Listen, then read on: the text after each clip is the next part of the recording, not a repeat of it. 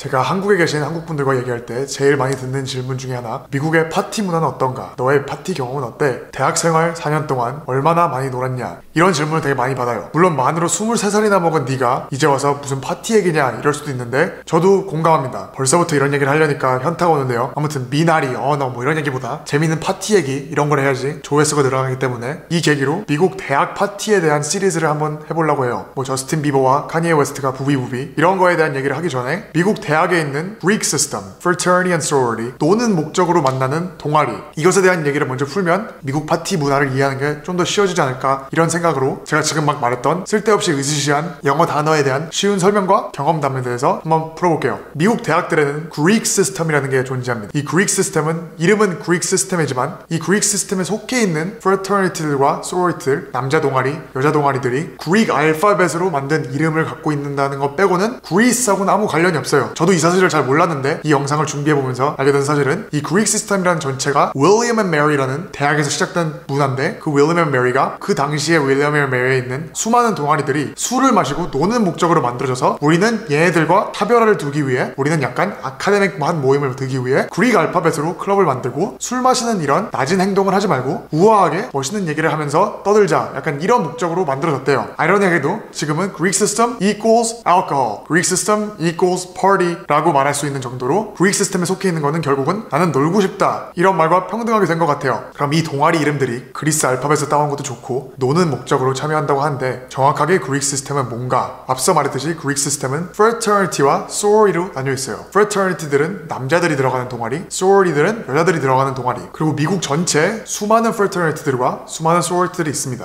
예를 들어서 Fraternity 안에는 Sigma Nu라는 Fraternity 존재하고, Kappa Sigma라는 Fraternity 존재하고, Kappa Alpha라는 Fraternity도 존재하고, Sorority들은 Alpha Delta Pi, Kappa Alpha Theta, Kappa Kappa Gamma 이런 수많은 Sorority들과 Fraternity들이 존재해요. 대기업 아니면 프랜차이즈 회사 같은 맥도날드처럼 미국 어딘가에 이런 Fraternity들과 Sorority를 운영하는 본사가 있어요. 쉽게 예를 들어서 Kappa Alpha라는 Fraternity가 있는데 미국에선 KA라고 부르죠. KA 본사가 미국 어딘가에 있어요. 그럼 그 본사에서 KA에 해당하는 회원비도 모으고 그 돈을 어떻게 쓸 것인가, KA가 써있는 유니폼 같은 것도 만들고 회사처럼 운영을 해요. 그럼 미국의 수많은 대학들에 KA 지사들이 있는 개념이에요. 어떻게 보면 프랜차이즈를 한다고 생각해도 돼요. 근데 모든 대학에 KA 지사가 있는 게 아니라 KA가 있는 지사도 있고 없는 지사도 있고 원래 있었는데 하면 안 되는 행동을 해가지고 잘린 지사들도 있는 거예요. 그럼 이 대학들마다 새롭게 설립된 지사가 있는 경우도 있고 몇백 년 동안 그 프래터니티는 그 학교에 있는 경우도 있어요. 예를 들어서 Kappa Alpha 중에 첫 번째 지사다, 그 본사가 설립한 첫 번째 지사가 속해 있는 학교다. 그럼 이 학교가 일종의 원조 할머니 국밥처럼 원조 KA가 있는 학교, 이런 것도 중요시 생각하는데 뭐 이런 거는 파티하고 별로 관련된 말은 아니기 때문에, 그럼 이제 어떤 동아리에도 해당되듯이 이런 Fraternity와 Sorority는 어떻게 들어가냐, 난 대학에 가서 놀고 싶어서 미치겠는데 어떻게 참여할 수 있냐, 대놓고 말해서 말 그대로 노는 목적으로 만난 사람들이기 때문에 아무래도 인맥, 인기, 외모 이런 걸 중요시 생각하면서 이미 거기 속해 있는 형제님들과 자매님들이 투표를 하는 방식으로 있어서 어떤 사람이 Fraternity에 들어올 수 있냐 들어올 수 없다를 정하는 거예요. 이게 정말 큰 학교들은 인터뷰 형식으로 문서를 제출하는 시스템도 있고, 제가 다녔던 작은 학교 같은 경우에는 꽤 캐주얼해요. 그 Fraternity가 주도하는 파티 이런 거에 초대를 받아가지고 이미 속해 있는 형제들을 알아가게 되고, 그분들이 저를 좋아하게 되면 몇 개월 후에 그 Fraternity를 조인할 수 있는 초대권 같은 걸 줘요. Sorority들 같은 경우에는 남자들이 겪는 지원 절차보다 훨씬 더 오피셜하고 어떻게 보면 힘들다고 볼 수 있어요. 막 파티에 가가지고 다른 여성분들과 친해져서 야 나 우리 쪽에 들어와라 이런 문화가 있긴 있지만, 밖에서 봤을 때는 인터뷰 비슷한 거를 꾸준히 진행하고 다른 여성분들과 정해져 있는 자리를 다투면서 과하게 말해서 일종의 서바이벌이라고 볼 수도 있어요. 이 지원하는 절차, 이 프로세스를 그릭 시스템에서는 rush라고 해요. 그러니까 이 rush 기간 동안은 Fraternity와 Sorority를 들어가고 싶은 학생들이 이미 이 Fraternity와 Sorority에 속해 있는 형제님들과 자매님들한테 잘 보이는 기간이에요. 이게 대규모 학교에는 짧게는 일주일일 수도 있고, 소규모 학교에서는 길게면 3개월, 4개월, 첫 학기 전체일 수도 있어요. 그럼 이제 이 rush 프로세스가 끝나고 초대권, 그 bid를 받으면 사인을 한 다음에 그 Fraternity와 Sorority의 공식 멤버가 돼요. 근데 이제 여자들의 지원 절차가 어려운 반면, 이제 이 Fraternity와 Sorority를 들어가게 된 다음에는 여성분들은 꽃길만 밟아요. 새로운 친구가 120명이 더 생겼고 되고 이미 속해 있는 언니들이 화장품도 사주고 옷도 사주고 파티도 해주고 술도 사주고 잘 감싸줘요. 여태까지 힘들었다. 너는 이제 우리의 자매다. 반면 프래터니티들은 플래지십이라는 걸 해요. 짧으면 6주, 12주를 가는 경우도 있는데 쉽게 말해서 이미 프래터니티에 속해 있는 형제들의 시다바리, 꼬붕이, 미니언이 되는 거예요. 그래서 그들이 시키는 모든 딜을 해야 됩니다. 물론 심한 곳들은 아주 안 좋은 일을 시킬 때도 있고 그리고 그런 경우로서 잡혀가는 경우도 있고 그 지사가 그 학교에서 없어지는 경우도 있어요. 하지만 제가 겪어본 바